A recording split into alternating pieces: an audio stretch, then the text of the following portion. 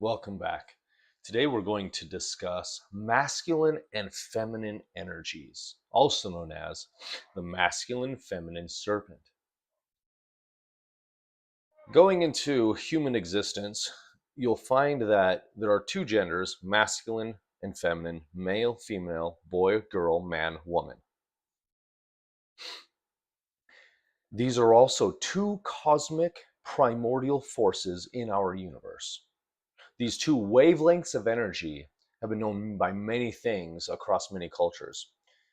What's very interesting is they've also been misappropriated, and the symbols and wording has been utilized more recently, more modern terminologies, to bind and enshroud the truth and our roles in each other's lives so that others may control these and control the outcomes of our destinies, powers, priesthoods, politicians, Hollywood, TV shows, all of it is angled from these perspectives. If you were to take, for example, the any kind of girl-related TV show, let's just say, here's an old one probably, but Gilmore Girls. Most of that show is, if not all of that show, is done through a feminine perspective. In ancient times, the energy of that feminine force would have been called the sin, or the sin force, or sin energy. SYN, not the Christian concept of sin or to do evil or wrong, but seen as in SYN, sin energy. That sin energy is considered the natural force of Gaia, of nature. For example, the wind gust, the tornado, the hurricane, these are sin forces. The light of the moon, the darkness, and the nocturnal are sin energy forces and states of being. This is what it means to be female, to be woman. Now, you see that I started with the feminine first, the chaos first. The reason why is because in our modern ethos, we have been taught and raised, and it has been reinforced that woman has been downtrodden and needs to be empowered. At every turn, women need to be put in places of power. The feminine and the female needs to be placed above the masculine and the male. Some say it's because the woman has been oppressed or repressed to the point that we are basically correcting what has been wrong, and and you're seeing kind of an overcorrection. If you're going to correct what's been wrong, you need to put things back in the middle, not extreme to the other side.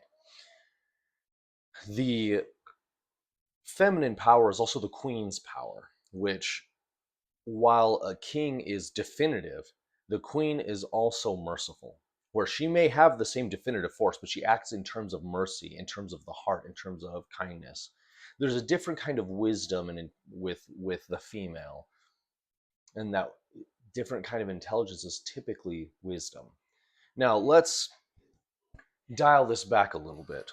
In the beginning, masculine and feminine were one energy, one force. This singular ancient being, we'll say, is according to many ancient pagan and Christian belief systems, the original human being was a singular combined masculine feminine being. Basically, if you can imagine the the types of twins that are born fused surgically and only sometimes can be surgically removed from each other, Siamese twins. Think of it like that, a being of male and female Siamese twins melded together so that it is two beings as one. I've seen depictions where their spines, from the base of their spine or tailbone all the way up to the back of their skull, were fused together. This being was able to walk the cosmos, walk the world, knowing, seeing, acting, and ruling above all. Until an outside cosmic force came in, you could say this is source or God or aliens or ancient whatevers, came in and divided that force in two. That division is taught as a traumatic, forceful division. Something came in and said, you are now being split in two, regardless if you want it or not.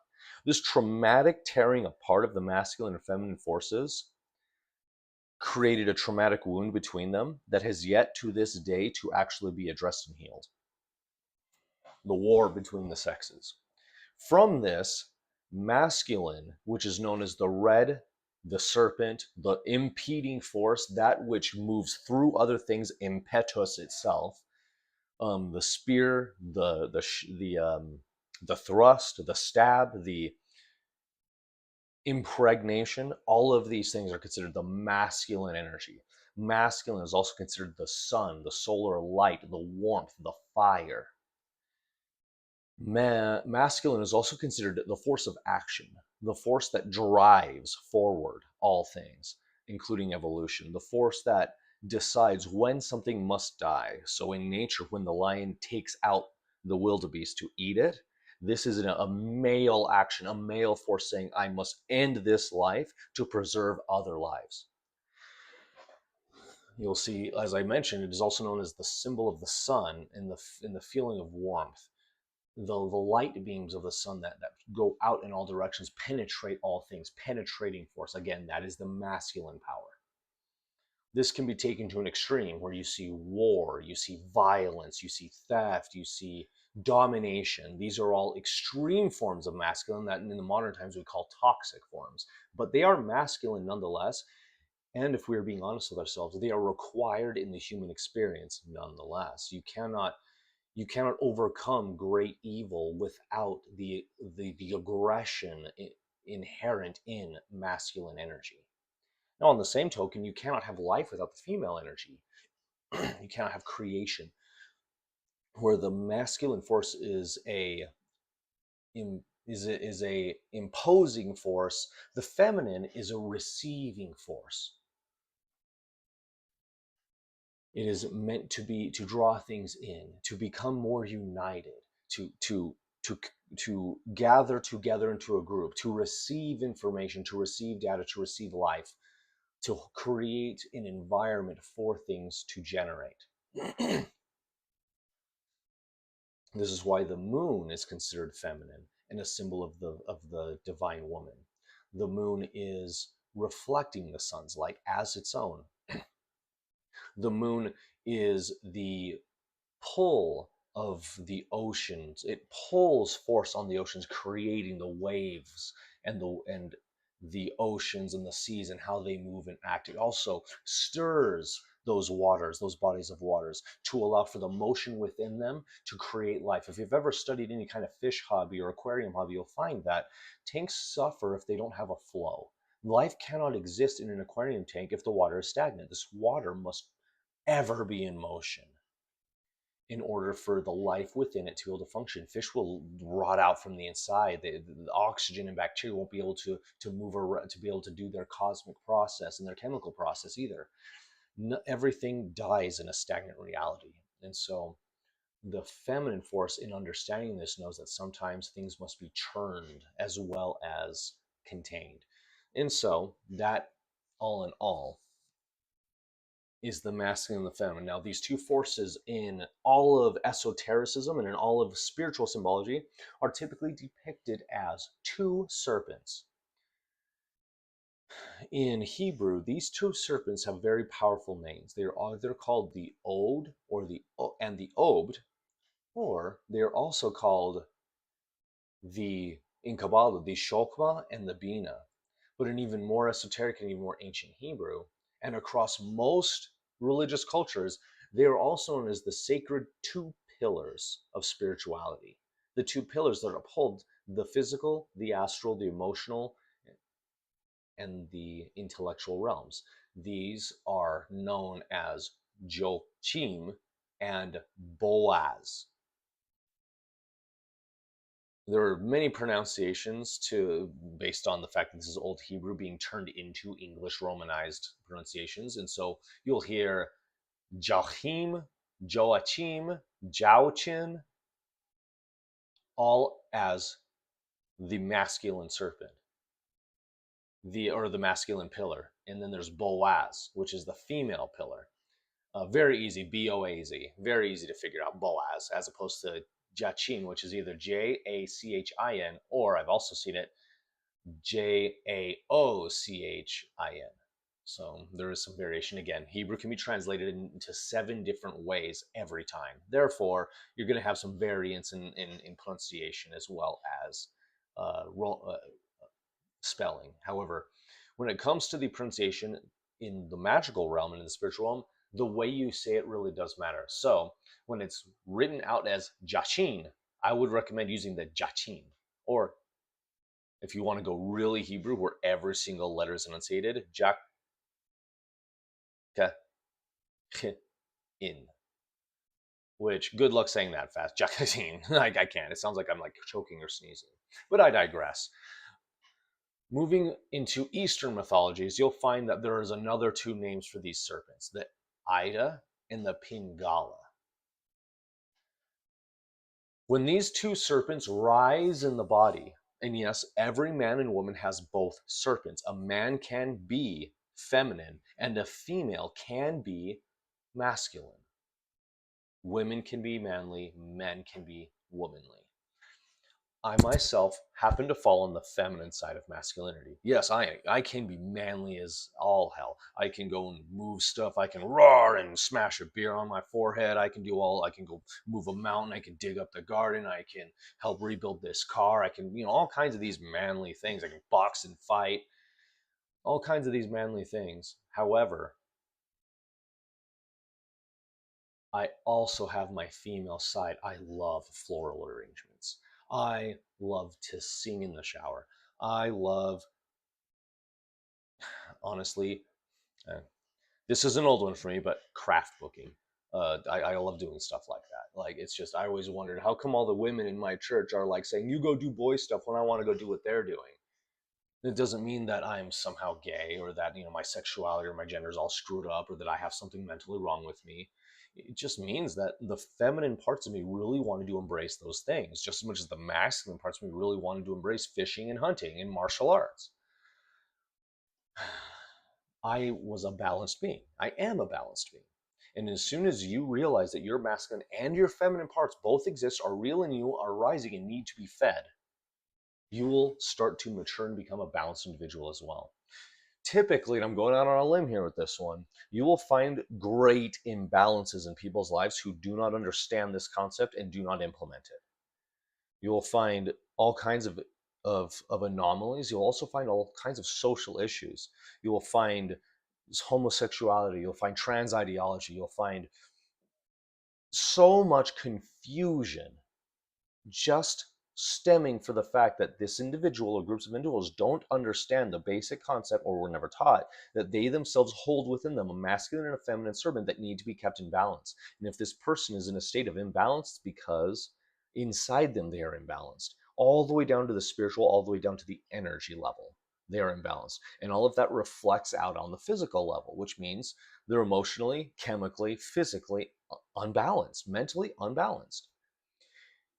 And you'll find that in straight people too. You'll find a dude who's just really, really, really angry, aggressive, in control, domineering, and it's just he functions that way. And some people are okay with that, other people aren't. That's just him. You'll find girls who are super, super, super girly, social, into pink and pretty and pink stuff, and with the hair and the nails and the eyelashes, and she's a straight up bombshell of a number 10, but she's also kind of a mean girl. That's your woman right there. She is so the maiden that it almost hurts, and yet she is what she is. She is 100% woman. She's just one of the aspects of it, and she is embodying it 100%. You'll find that in the girl in the girl who's more into the crafty things, or into writing, or into art, who's more quiet on the other side. She's definitely being more of one of the three other maiden, or she's definitely being more of a reserved maiden, more of the priestess maiden. You'll find the more loud and in your face type of woman, which in esoteric Christianity there's a very sacred holy name for that more masculine aggressive woman. She's called Barbello, and it's because she is that side. She is the mother nature side of woman, the powerful side of woman, the nature in the storm, the tempest, the hurricane. She is that woman, and better watch out and make room for her, because she is power. Woman power. I love those kinds of women. I think they break the mold, how they shatter the mold in such a good way, that show that women aren't always dainty and petite. There are women who are powerful and strong. I mean, you go into the Pacific Islands and you see a lot of women in the Pacific Islanders who are very powerful and very strong, because they embody the goddesses from their culture, who are powerful and strong instead of small and weak. and needing to be saved, which that's more of a modern pop culture thing. But you see what I mean about how it's easy with the modern to fall into big, angry, aggressive, toxic man and small, dainty, weak female, quiet female. When in reality, women are meant to be more like the Cleopatra, more like the Joan of Arc, more like the Queen Elizabeth, where they are memorable, they're legendary, and they will change, they will upturn, they will completely reform the way your masculine life and manly viewpoint of the universe works because of virtue of what they are. They are your opposite. There's an ancient phrasing from the Hindu mythology that is, the woman was made to terrify the ego of man. That is such a good thing because the ego of man is self-destructive. A man will destroy himself and his world around him if his ego is not checked. And the one thing that can check a man's ego every single time is a woman. Now let's all just appreciate that. But what happens when you take the Ida and the Pingala and you fuse them together into a superior, all-powerful, divine serpent? Well, then it's hardly even a serpent anymore, is it? Because this becomes the great flaming serpent called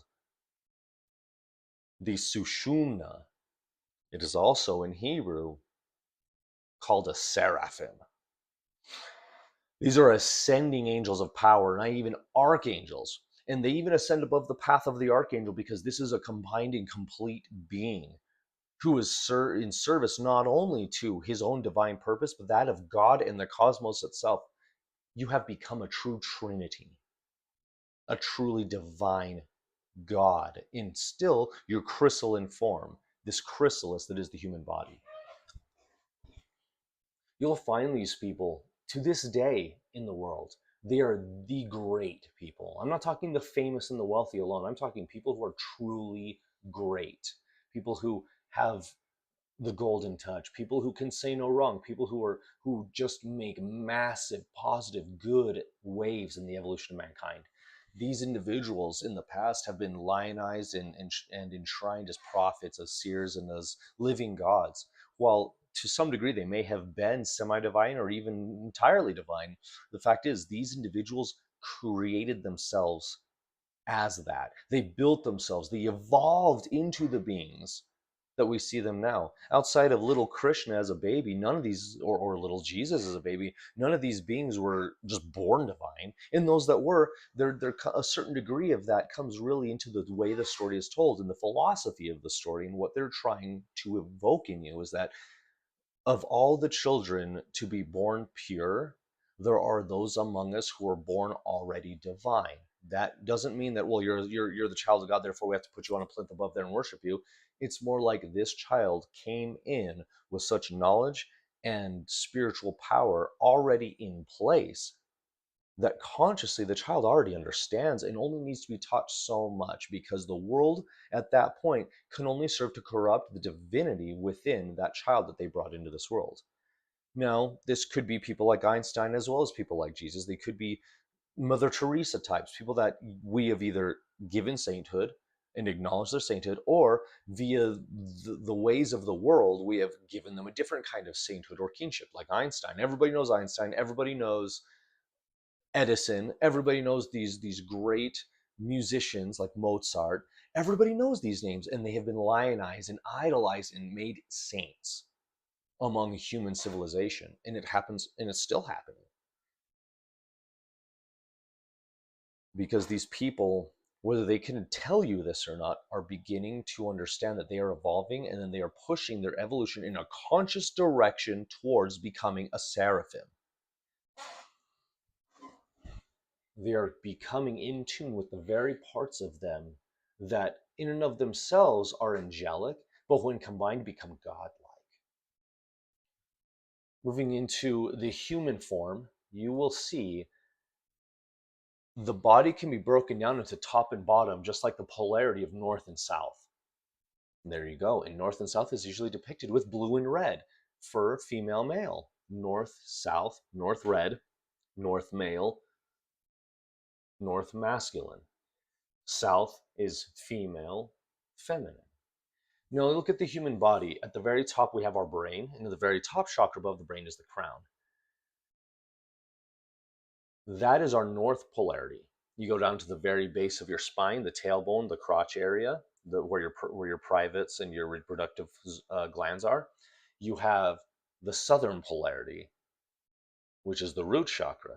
And these two polarities form masculine north, feminine south. Ancient times in Hebrew, we would have referred to them as the top part of you is the Adam, the bottom part of you is the Eve, or in Hebrew, the Shavah. So if we have Adam and Eve, north, south, top, and bottom, that difference occurs in masculine and feminine. There's no inversion there. The masculine current, which is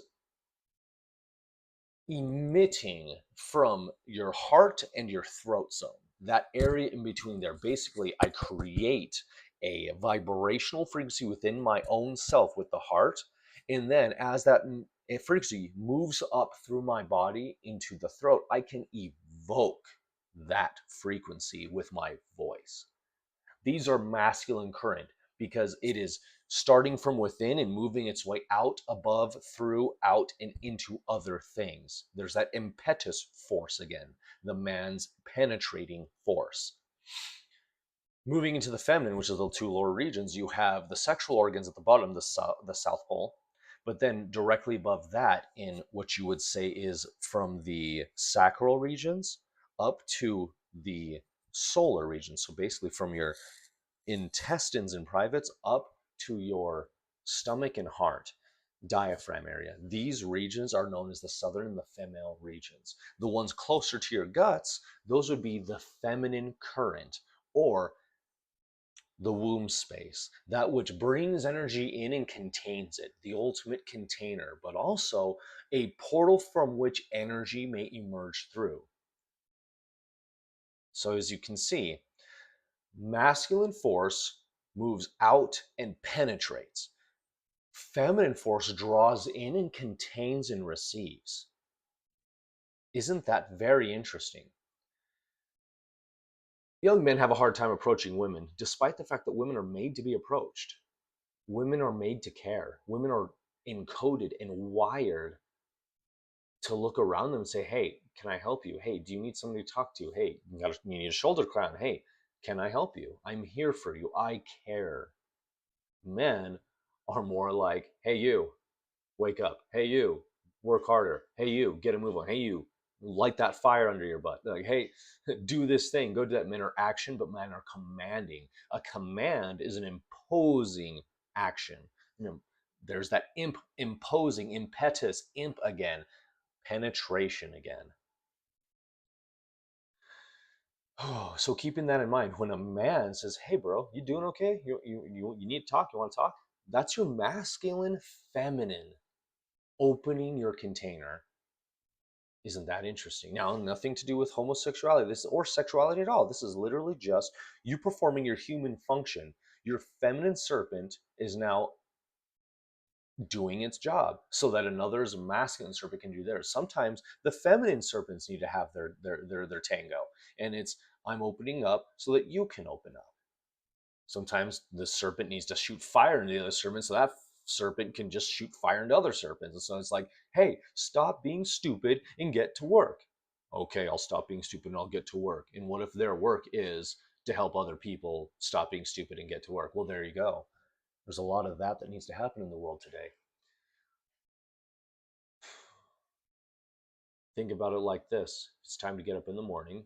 Which force is the masculine and the feminine? The force that says, you just need to get up, dude. Or the force that says, take your time. Just take it slow. Get up in your own time. Just enjoy your day.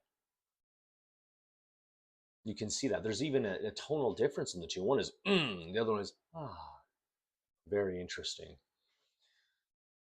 All males and all females have these forces within them. When you find people that have their forces out of balance, this can happen. In fact, straight up inversions in these forces can happen. An inversion in this force would be seen as homosexuality and trans ideology. You have two serpents. Think about it like this. You have two triangles, one pointing up, one pointing down, overlaid against each other. One is red, it points up. One is blue, it points down. If you turn this on its side, it no longer functions the same way. Now, red is pointing right and left is pointing left. Or more accurately, left is pointing right and right is pointing left. I don't need to explain to you why gravity is so important. Now, in terms of, now we've switched things from functioning in terms of up and down to left and right. You can only imagine how screwed up things are because it's a triangle. There's two other points pointing in other directions as well, two other contact points with reality. Inadvertently changing them too, you've not just upended reality, you've completely skewed it in two different directions, opposite from each other. And in doing so, you end up with a lot of problems. You end up with, if you've noticed as well as I have, individuals who suffer from sexual afflictions tend to have many other imbalances in their lives. It's just how it is. A person who was sexually assaulted in their childhood, they end up having many other issues they tangle with it because gender does affect everything. My masculine approach and my masculine perception of reality is how I interact with the universe. And if it's balanced with my feminine, it means I'm going to have a balanced interaction and perspective in the universe. But if it is not balanced, my interactions are not going to be balanced. We talked about how these forces, they emanate outward, they affect your throat, they affect your organs, and how you interact with others. This explains why more and more we are seeing how there's a great divide in human civilization in every society, regardless of the nation or the geography. Everyone is suffering this masculine feminine confusion, and it's leading all the way out into politics, into pop culture, into gaming, into everything, into music, into everything. Everything has become political because everything has always been spiritual. The one thing that connects the political and the spiritual is the philosophical, and the thing that brings those into the physical is the emotional. And if these Ida and Pingala serpents exist in both and all of the worlds, physical, emotional, psychological, and spiritual, that means they're having effects and repercussions in all those worlds, in all those perceptions, in every way that you find balance in this reality. This is why teenagers have such a hard time with all of this. But teenagers now have been taught to outsource all of their interior thoughts. And so they're out there waving everything out to the world. And where normally you have a discussion with yourself about you name it, and it's just between you and your inner selves, your inner workings.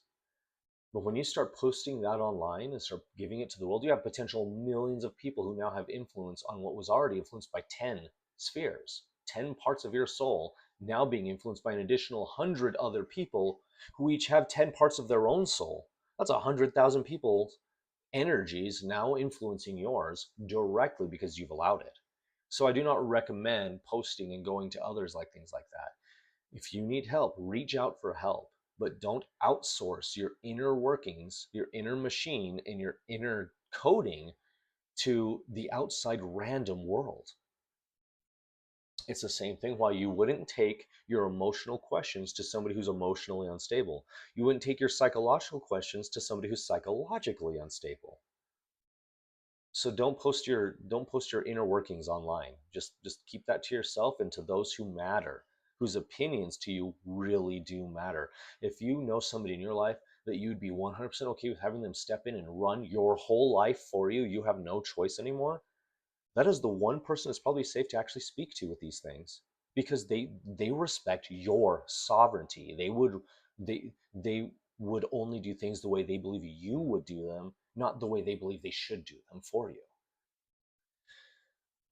Dialing this back into the idea of combining these serpents, when you fuse the Ida and the Pingala, when you are in true balanced state with your masculine and feminine, they evolve into what we referred to before as the Sushumna, or the seraphim, the flaming ascending serpent of God.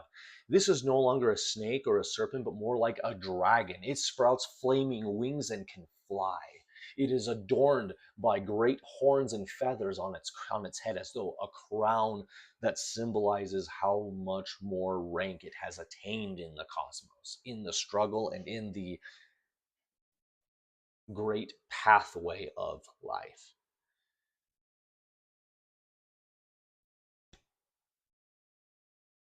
There is a sacred dance that occurs between the man and the woman as they interact throughout the life. When it's your sacred priestess or priest, your personal lifelong partner, this dance is obvious. You apply the word to it and you go, yeah, we really do dance to it. There's ups, downs, left, right, there's hops, there's flourishes, there's cartwheels. Sometimes we fall down, other times we hold the other person up in the air, supporting them with everything we've got because they need us to support them. Other times they're supporting us. This truly is a divine dance. And as we do this, if we are truly conscious and perceptive about the dance that we are performing, we begin to understand their dance too. We begin to see the moves they make from a higher, more enlightened perspective. When, as a man, I begin to see a woman's thought processes and actions not as just, oh, woman being woman, or silly, stupid woman, or I wish she was more man, or women just do these things, or all these different ways to just demean and degrade what woman is. I begin to see there is a great wisdom there. There is an ancient and powerful wisdom in how this woman is just moving through the world, the way she sees things, the way she acts, the way she perceives things in ways that I sometimes I'm like, what in the hell? And then after, sometimes I reprimand her stupidly.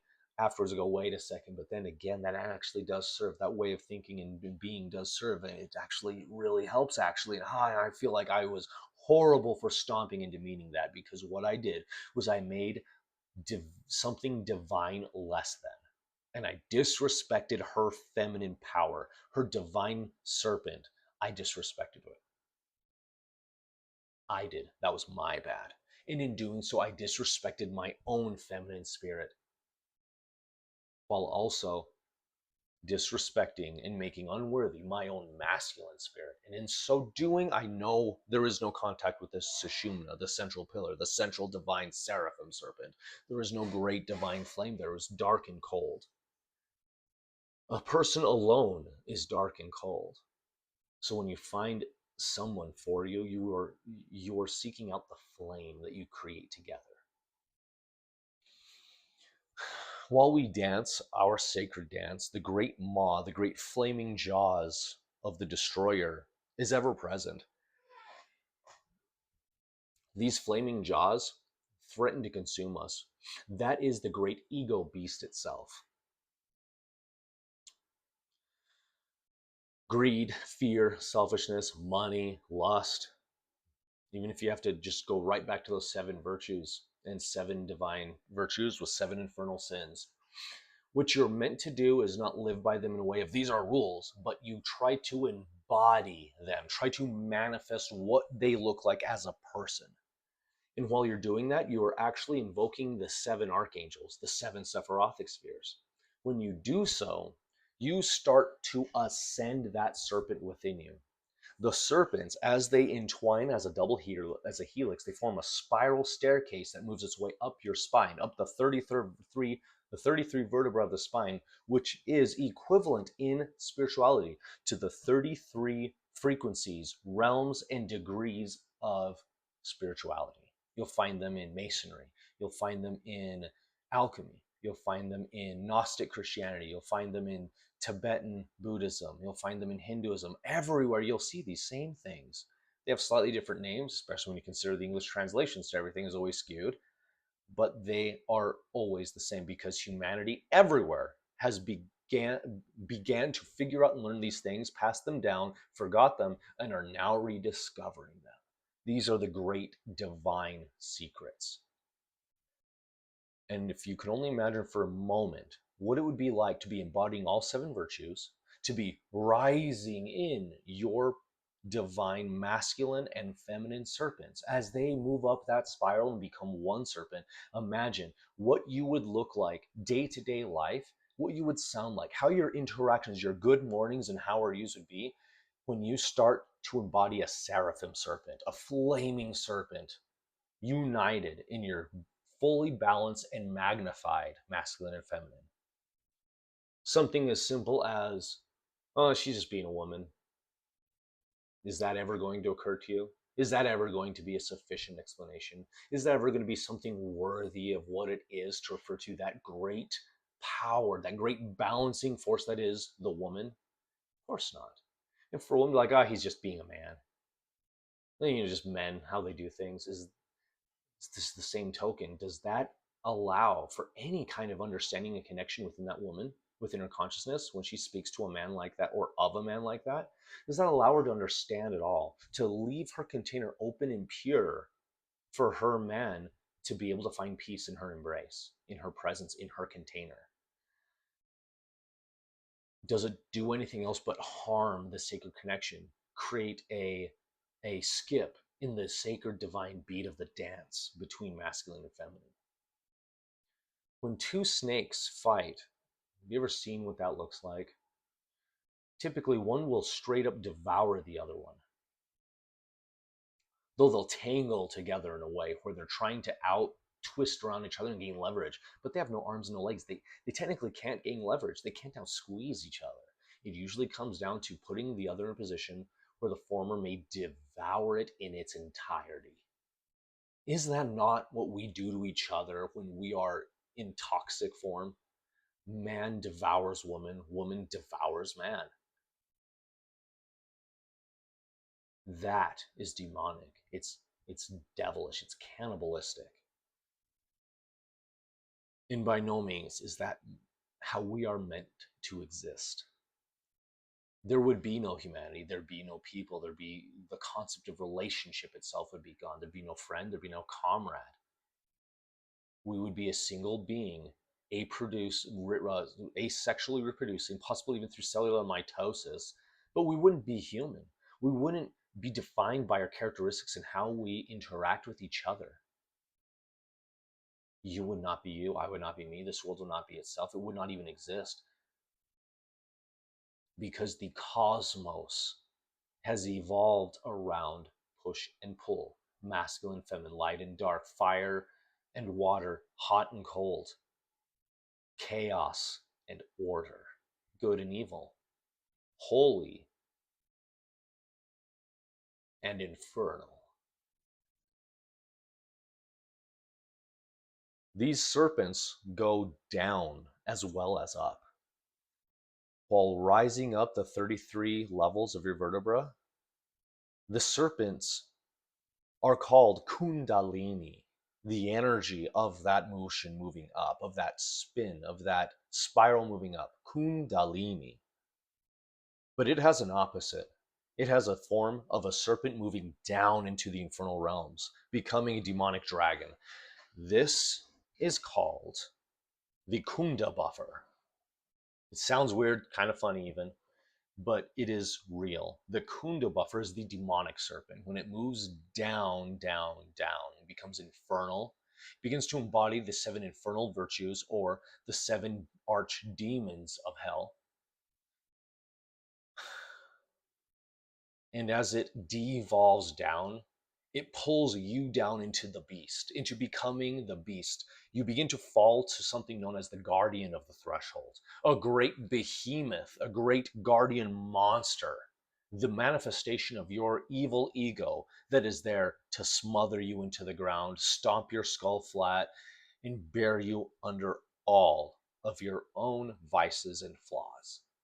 And it's the serpent who takes you there. Serpent takes you downwards. This is why Christianity has so obsessed over the idea of the serpent means the devil. The serpent is a symbol of evil because it has focused for 1,000 years now, for hundreds and hundreds of years now. Christianity has focused so hard on the idea of the Kunda buffer being evil that they have entirely erased the idea of the serpent being a symbol of divine knowledge and power. When misused, the serpent descends into a black dragon.